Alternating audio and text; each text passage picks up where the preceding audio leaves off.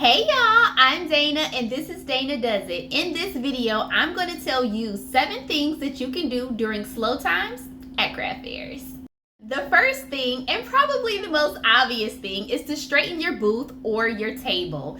Especially if you're outside, a lot of the natural elements, the wind is blowing, a lot of dirt and debris is moving around everywhere. So you might want to wipe down all of your tables and your surfaces, and things might have also shifted, so you might want to fill in gaps and put things in their correct place. Another thing that you can do as far as cleaning and straightening is all of the areas or touch points that a lot of customers often use, like pins. You want to wipe those down. Any handheld mirrors, you might want to spritz the surface to wipe away all of the smudges on there, and also the handles and your card reader. Wipe down your card reader as best as you can as well, just so that everything is nice and tidy for the next set of customers. The second thing is to restock sold out items.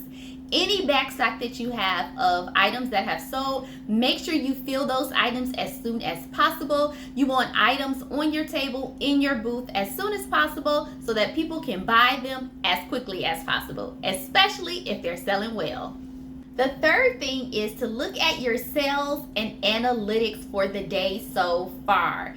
Looking to see what has sold, what hasn't sold. Taking a little time to look at your customer behavior for a particular art fair or craft fair, especially if you've never been there before, just to look at the patterns of what people are buying. It'll help you switch up your strategy, and it'll also allow you to figure out if you need to move some things around in your booth, shift some things to the front, put out more of a certain item. Taking that time to really study and analyze your customer behavior for the day will be really helpful for a successful craft fair. The fourth thing is to take a break. Get a bite to eat your lunch, your snack, get some water, especially if you have someone at your booth helping you, or if you've introduced yourself to a neighbor that can look after your booth, so that you can take a break, take a breather, eat something. I know for me, I really don't like to eat in front of customers because I never want them to feel like they're interrupting me or anything like that. So I always try to wait till it's like a slower time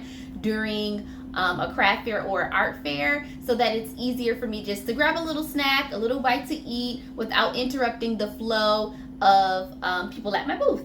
And the fifth one is introduce yourself to your neighbor if you haven't already. It's a great way to network and meet new people. I personally love getting to know my neighbors at craft fairs and art fairs, exchanging social medias, exchanging business cards, getting to know them, asking how the fair is going for them. Building those connections for me is such an enjoyable time during art fairs and craft fairs.